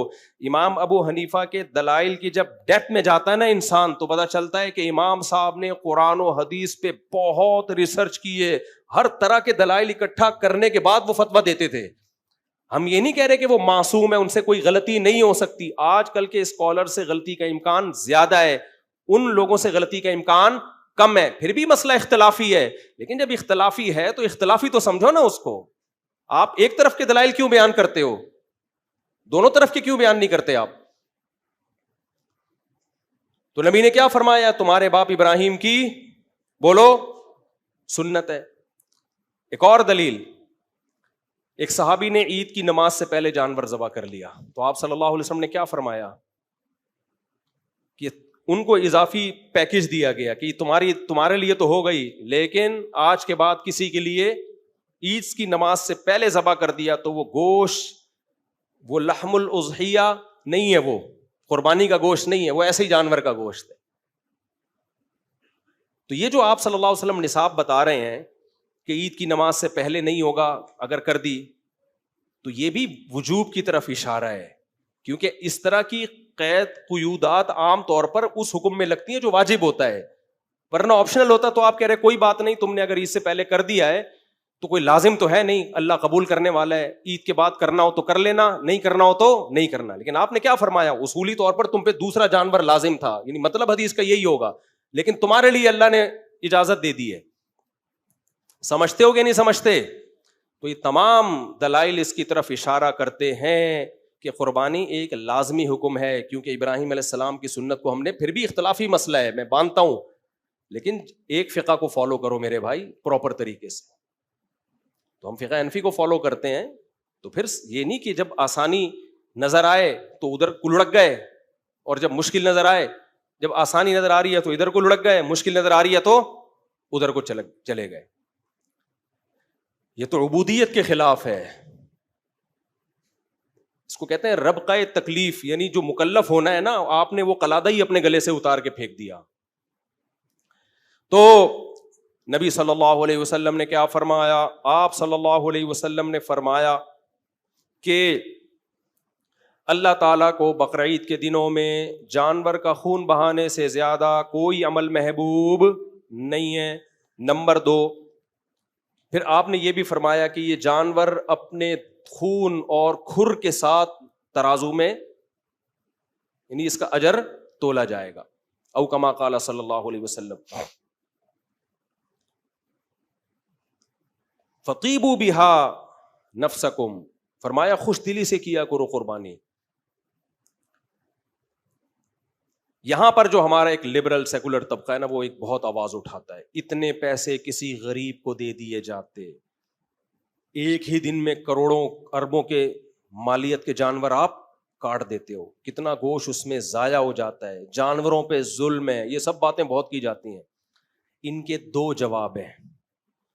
ایک کہتے ہیں الزامی. الزامی کا مطلب ہوتا ہے کہ یہ دلیل جب آپ کے اگینسٹ جاتی ہے تو پھر آپ اس کو نہیں مانتے. اور ایک ہے تحقیقی. سمجھتے ہو؟ دیکھو تحقیقی جواب اس کا یہ ہے کہ صحابہ نے بھی نبی سے پوچھا تھا کہ یا رسول اللہ یہ قربانی کیا ہے؟ آپ نے فرمایا سنت ابیکم ابراہیم، تمہارے باپ ابراہیم کی سنت. ابراہیم علیہ السلام سے جب اللہ نے کہا تھا کہ بیٹے کو ذبح کرو، کوئی لاجک بنتی تھی اس کی؟ ہے بھائی؟ ابراہیم علیہ السلام اللہ سے کہتے تھے اے اللہ 7 سال کا بچہ میرا معصوم اور تو نے میری قربانیوں کے صلے میں دیا تھا, اگر اس کو قربان کرانا تھا, پہلی بات دیا کیوں؟ نمبر 2, اس میں انسانیت کا کیا فائدہ ہے؟ نمبر 3, اتنے پیسے میں کسی غریب کو دے دوں, کسی غریب کی بچی کی شادی کرا دوں, کیا خیال ہے بھائی؟ اس زمانے میں غریبوں کی بچی کی شادیاں پیسوں سے نہیں ہوتی تھیں. جن علاقوں میں بھی 4 شادیوں کا رواج ہے نا, وہاں مردوں کی شادیوں پہ پیسہ خرچ ہوتا ہے, غریبوں کی بچیوں کی شادیوں پہ کبھی بھی پیسہ خرچ نہیں ہوتا. لیکن خیر میں ایک مثال کے طور پہ کہہ رہا ہوں, کیونکہ یہ جملہ بہت بولا جاتا ہے کہ اتنے پیسوں سے اے اللہ میں کسی غریب کی بچی کی بولو شادی کرا دیتا ہوں. یہ ساری لاجک ابراہیم علیہ السلام پیش کر سکتے تھے کہ نہیں کر سکتے تھے؟ اے اللہ تو جو ہے اس کی ماں کو کیا میں بتاؤں گا کہ بچہ کہاں گیا جو میں مکہ میں چھوڑ کر گئی تھی, جس کی ایڑیوں سے زمزم کا چشمہ نکلا تھا. اے اللہ تو نے تو عورت پہ رحم کا حکم دیا ہے, وہ میری بیوی ہے, میرا خیال نہیں کرتا, تو کم از کم اس کی ماں کا خیال کر لے. کتنی قربانیاں دے کے آئی تھی وہ یہاں پہ اس بچے کو لے کر تیری یاد میں. اگر تو نے اس کو ذبح کروانا تھا تو یہ سب کچھ کرنے کی کیا ضرورت تھی ہے بھائی؟ تو اتنی دلائل ابراہیم علیہ السلام دے سکتے تھے, ایک دلیل بھی اللہ کے سامنے نہیں دی. کیوں؟ یہ بتانے کے لیے کہ جب انسان کو آرڈر کرتا ہے اس سے دلیل پوچھی جا سکتی ہے. اللہ جب آرڈر کرتا ہے اگر اس سے بھی دلیل پوچھی جائے گی, اس کا مطلب اللہ میں اور انسانوں میں آپ کی نظر میں کوئی فرق نہیں ہے. پھر آگے اسماعیل علیہ السلام سے جب ابراہیم علیہ السلام نے کہا کہ میں نے خواب دیکھا ہے, میں تجھے ذبح کر رہا ہوں, تو اسماعیل علیہ السلام نے بھی کوئی لاجک پیش نہیں کی. ابا آپ اللہ میاں سے دوبارہ خواب جب اس قسم کا آئے تو آپ پوچھئے گا, اے اللہ میں نے اپنے بیٹے سے یہ کہا تھا تو میرے بیٹے نے کہا میرا کیا قصور ہے بھائی, مجھے کیوں کاٹا جا رہا ہے, میں نے تو کسی پہ کبھی ظلم نہیں کیا. اور اگر ذبح ہی کروانا ہے تو باپ سے کیوں, کسی اجنبی سے کروا دیں. باپ کے لیے کتنا مشکل ہے بیٹے کے گلے پہ چھری پھیرنا. ایک دلیل بھی نہیں دی ابراہیم علیہ السلام. تو جو خدا کو خدا مانتا ہے, محمد صلی اللہ علیہ وسلم کو پیغمبر مانتا ہے, اس کے لیے قربانی کرنا, جانور کو حلال کرنے کے لیے کسی لاجک کی ضرورت بولو نہیں ہے. وہ لاجک پوچھے گا, اپنے قربانی کی اجر کو ضائع کرے گا. ابراہیم علیہ السلام اگر لاجک پوچھتے تو خلیل اللہ تھوڑی بنتے. شیطان نے لاجک پوچھی تھی جب آدم علیہ السلام کو اللہ نے کہا نا, شیطان کو کہا کہ آدم کو سجدہ کرو, تو شیطان سجدہ کرنا زیادہ مشکل کام ہے یا بیٹے کو ذبح کرنا زیادہ مشکل کام؟ ادھر ذبح کا آرڈر دیا جا رہا ہے معصوم بچے کو, وہاں لاجک نہیں پوچھی جا رہی, اور شیطان کو اس سے کم درجے کا حکم دیا جا رہا ہے کہ سجدہ کر لو. بہت آسان تھا وہ, اس میں لاجک پوچھ رہے کیوں, why, how is it possible for me to do this. یہ ممکن نہیں. پڑھا لکھا تھا نا, پی ایچ ڈی کی بھی تھی اس نے. آج کل کے جیسے لبرل لوگ ہیں نا, پروفیسر, بعض پروفیسر, سب نہیں, نیک بھی ہوتے ہیں اس میں, بڑے ماڈرن قسم کے ڈاروین کی تھیوری پیش کر رہے ہوتے ہیں یونیورسٹیوں میں جا کے. یہ نہیں دیکھتے کہ کھوپڑی میں آنے والا نظریہ یہ ہے نہیں. تم لوگوں نے ایسا کلمہ گورے کا پڑھ لیا ہے کہ جس لائن پہ اس نے لگا دیا, تمہیں بول دیا تمہارے باپ دادا بندر تھے, تم نے مان لیا, تو بس دم ہلا رہے ہیں, اس کے پیچھے چلے جا رہے ہیں. کھوپڑی تو ہے نہیں. جس کی کھوپڑی ہوتی ہے وہ ہر ایک سے حکم کی لاجک پوچھتا ہے, مگر اللہ سے لاجک نہیں پوچھتا. اس کو پتا ہے کہ اللہ ویسے بھی تو موت دے سکتا ہے اس کو. کیا خیال ہے, اللہ مجھے کہہ رہے بچہ ذبح کرو, میں نے نہیں کیا تو ہو سکتا ہے صبح لاش ملے اس کی, مجھے کوئی بیماری مسلط ہو جائے. ہر وقت اللہ کے ہاتھ میں ہے کہ زندگی اور موت ہے نا, تو ویسے بھی تو کر سکتا ہے. آج نہیں کاٹا تو ہو سکتا ہے اللہ رات کو کوئی موت دے دے اس کو, ویسے ہی اٹھا لے. اللہ کہہ رہا ہے صدقہ کرو, آپ نہیں کر رہے, تو کیا اللہ کو یہ کے پاس یہ طاقت نہیں ہے کہ ویسے ہی آپ کا مال ضائع کر دے؟ تو بہتر نہیں ہے وہ خود کہہ رہے تمیز سے دے دو. کیا خیال ہے, شرافت سے صدقہ کر دو.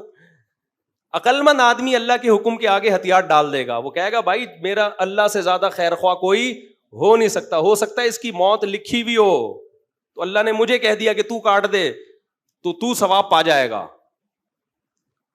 تو ہم اللہ کو مانتے ہیں, اللہ کے رسول کو رسول مانتے ہیں, تو اس لیے ہمیں جب اللہ نے حکم دے دیا, غیر مسلم کہتے ہیں عیاشی ہوتی. میرے بھائی یہ جو ہم بیل لے کر آئے ہیں نا, ابھی ولاگ میں دیکھا ہوگا, 1,65,000 کا, 1,90,000 کا, یہ بقرعید کے بعد آدھی قیمت پہ مل رہا ہوگا. اگر ہم نے گوشت کھانے کے لیے یہ چیزیں خریدی ہوتی تو بقرعید کے دنوں میں اتنے ڈبل قیمتوں پہ نہ لے کر آتے. گلی میں دیکھو, محلے میں آ کے ہمارے مزہ خدا کی قسم کراچی میں قربانی کا، کیسے لوگ فیملیوں کے ساتھ گایوں کے ساتھ بیٹھے ہوئے پوری رات چائے پی رہے ہوتے ہیں، حقے کے دور چل رہے ہیں، کیا مزہ ہے یار. کبھی سوچ رہا ہوں یہ ولاگ بناؤں اپنی گلی کا، کتنے جانور آ گئے ہماری گلی میں جو کبھی یہاں ایک بکری بھی نظر نہیں آتی گلی میں، سارے بیٹھی ہوئی ہیں اور سب ماشاءاللہ گائیں بیٹھی ہوئی ہیں، اور لوگ اپنی فیملیوں کے ساتھ نا، بیوی بچوں کے ساتھ، ماں باپ کے ساتھ، پوری بہویں داماد کبھی جو اکٹھے ہوئے نہیں تھے زندگی میں، گائے کی لالچ میں سارے اکٹھے ہو جاتے ہیں، بیٹھے ہوئے ہوتے ہیں تمبو لگا کے. کراچی میں یہ ماحول چلتا ہے بقرعید کے دنوں میں، بڑا مزہ آتا ہے یہ دیکھ کے، مجھے تو بڑا اچھا لگتا ہے. لوگ بیٹھے ہوئے ہیں یار اپنی فیملیوں کے ساتھ، خواتین کو چاہیے ویسے پردہ کر کے بیٹھیں، تو فیملیوں کے ساتھ بیٹھے ہوئے ہیں اور چائے کے دورے چل رہے ہیں، گپ شپ لگا رہے ہیں. تو ٹھیک ہے یار، اللہ تعالیٰ کہہ رہے ہیں انجوائے کرو، کیا خیر ہے، تہوار ہے نا. لوگ امریکہ اور یورپ سے چھٹی لے کے آ جاتے ہیں انڈا موڑ. میرے دوست یو کے سے انڈا موڑ آئے ہوئے ہیں بقرعید میں، کہہ رہے ہیں یار وہ انجوائے یہاں ہوتا ہے بقرعید، وہاں نہیں ہوتی. تو اللہ نے حکم دیا کیا کرنا ہے بھائی، کاٹنا ہے. تو بس، تو شیطان کو اللہ نے کہا تھا آدم کو سجدہ کرو، شیطان نے کیا کہا، بہت آسان حکم تھا، ایک سجدہ کر کے اڑ جاتا، شیطان نہ بنتا وہ. اس نے کہا کیوں، وائی، جتنا ٹائم میں سجدہ میں لگاؤں گا میں کسی غریب کی بچی کی شادی نہیں کرا دوں اس میں، کیا خیال ہے کیا خیال. لیکن اس سجدے کے انکار کی ایسی نحوست ہوئی ہے کہ اب شیطان کا کام غریبوں کی بچیوں کی شادیاں کرانا نہیں ہے، جن کی ہو چکی ہیں ان میں طلاقیں ڈلوانا ہے. کیونکہ حدیث میں آتا ہے کہ شیطان جتنا طلاق سے خوش ہوتا ہے اتنا کسی اور کام سے خوش نہیں ہوتا. کم بخت سجدہ کر لیتا نا، آج تو شادیاں کروا رہا ہوتا.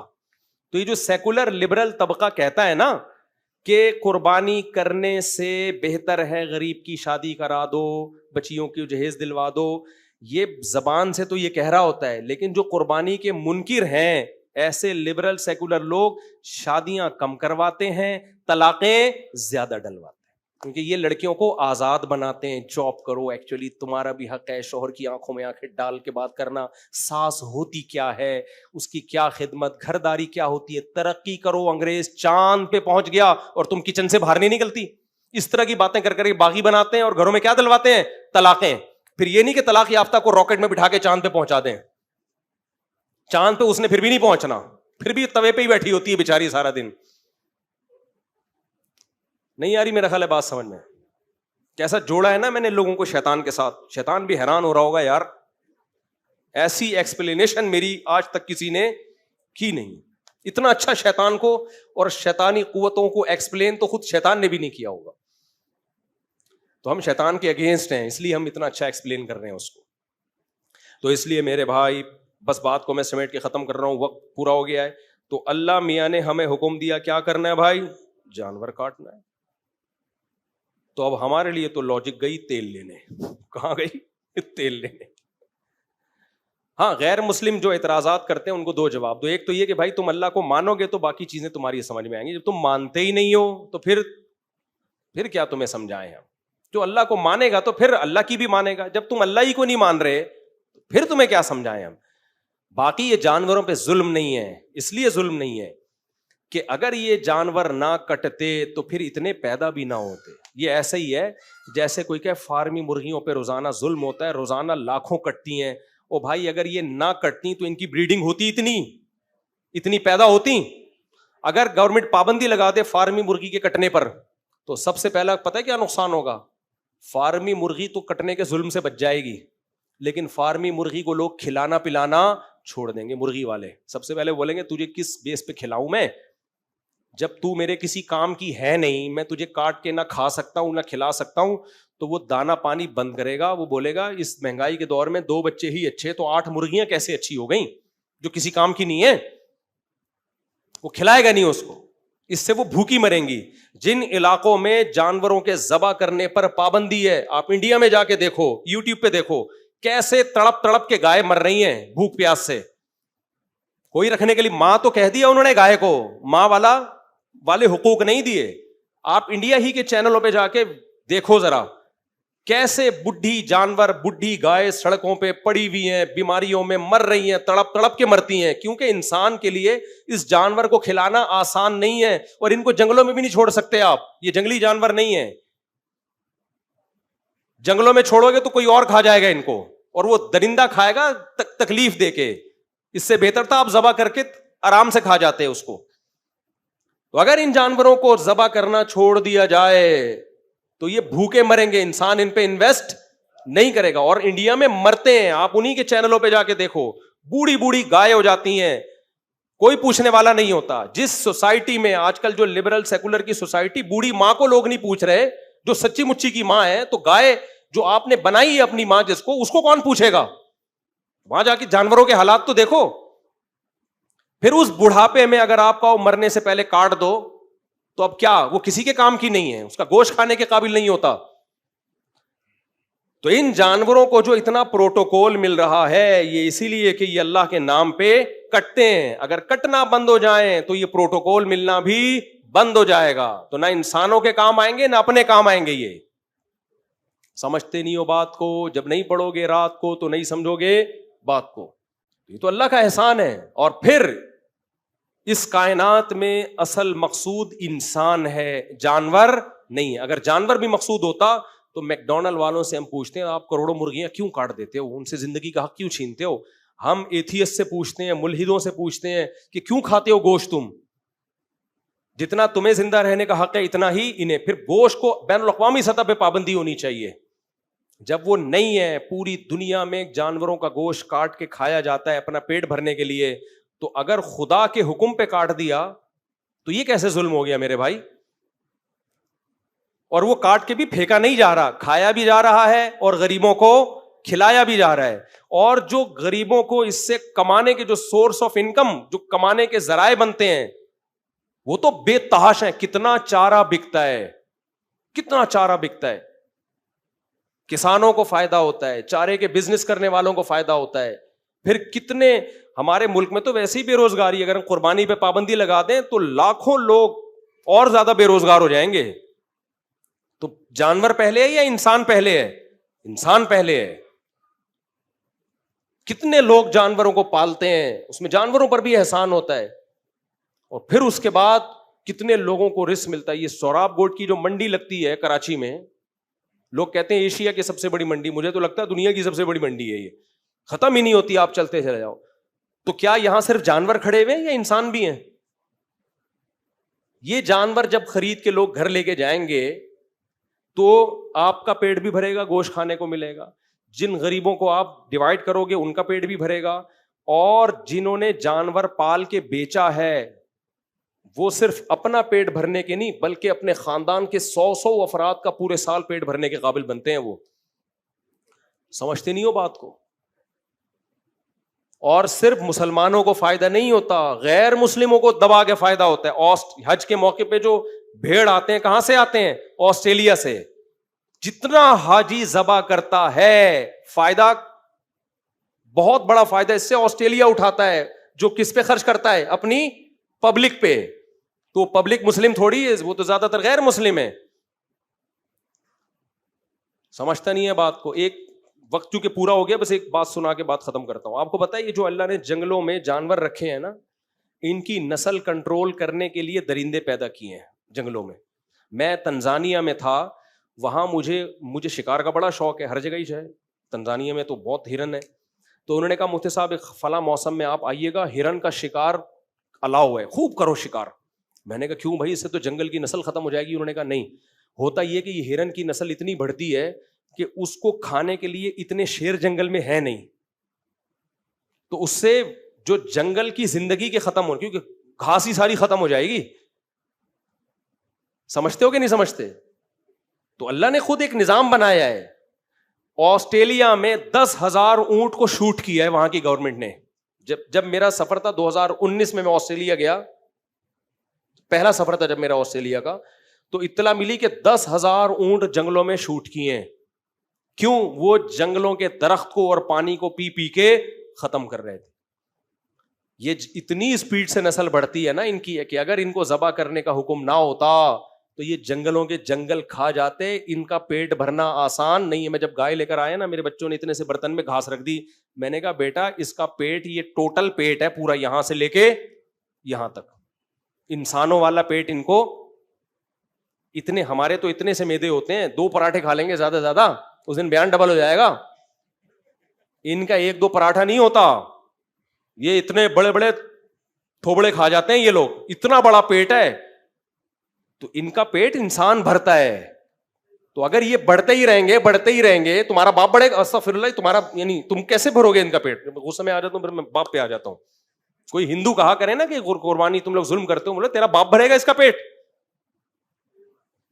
کون بھرے گا ان کا پیٹ؟ اس کو تو ان کے پر احسان یہی ہے کہ کاٹ کے کھا جاؤ, اگر کھانے کے لیے نہیں ہے تو پیٹ بھی نہیں بھرے گا انسان ان کا. ماں سمجھا کے کتنی خدمت کر لو گے آپ, اگلے کو پتا تو ہے نا کہ یار اتنا تو اپنی سگی ماں پہ خرچ نہیں کر رہا ہوتا.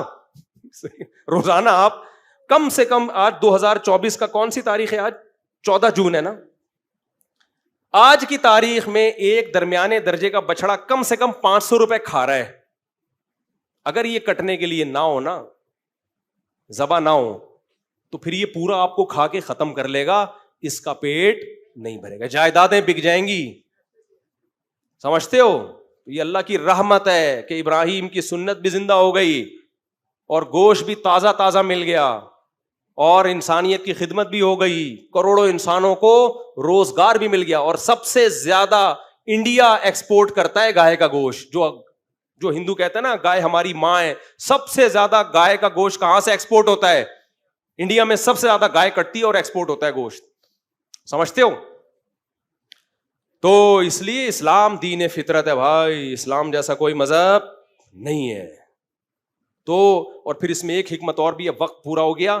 اللہ انسانوں کو گوشت کھلانا بھی چاہتے ہیں تاکہ پتہ چلے کہ ہم ویجیٹیرین نہیں ہیں. قربانی میں ایک یہ بھی حکمت ہے کہ مسلمان ویجیٹیرین نہیں ہوتا, مسلمان گوشت خور ہوتا ہے. تبھی ہم جب 4 شادیوں کی بات کرتے ہیں, بہت سے ویجیٹیرین بولتے ہیں ان کو 4 شادیوں کے علاوہ آتا کیا ہے. ابے تو گوشت کھائے گا تو تجھے پتہ چلے گا کہ 4 شادیاں کیا ہوتی ہیں. یہ ٹماٹر کھانے سے یہ نظریہ سمجھ میں نہیں آتا. لطف میں تجھ سے کیا کہوں زاہد, ایک شرابی نے ایک بزرگ کو تانا دیا. وہ ہر وقت شراب کے خلاف بیان کرتے تھے, زاہد کہتے ہیں نا بزرگ کو, میں کہتے ہیں شراب کو. تو اس نے کہا لطف میں تجھ سے کیا کہوں زاہد, ہائے کمبخت تو نے پی ہی نہیں. وہ کہہ رہا تھا زاہد کو, بزرگ کو, ایک دفعہ پی کے دیکھ پھر اس کے خلاف بیان کر. تو شراب تو خیر حرام ہے, وہ کبھی بھی حلال نہیں ہوگی, لیکن کمبخت تو گوشت کھا تو صحیح. تو ویجیٹیرین ہے, تو کھیرے ککڑیاں کھا رہا ہے, تو نہیں آئے گا تمہاری سمجھ میں. تم گوشت کھاؤ, اور گائے کا گوشت, مچھلی وچھلی سے کچھ نہیں ہوتا. ڈاکٹر فضائل بتاتے ہیں ایکچولی مچھلی میں وہ ڈاکٹروں کو کھلا دو. جو اس طرح کے مشورے تھے. ہمارے حضرت نا سیب کا چھلکا اتار کے کھاتے تھے. ایک ڈاکٹر نے کہا اصل منرلز تو چھلکے میں ہوتے ہیں. حضرت نے فرمایا پھر آپ نوش فرمائیں چھلکے, خالی منرل ہی تھوڑی چاہیے, اس کو ہضم بھی تو کرنا ہے نا بھائی, کیا خیال ہے, مزہ بھی تو لینا ہے. چھلکے کے ساتھ مشکل سے ہضم ہوتا ہے, بغیر چھلکے کے 2 منٹ میں غائب ہو جاتا ہے. تو خیر وہ ہوتے ہیں, میں ڈاکٹروں کا منکر نہیں ہوں.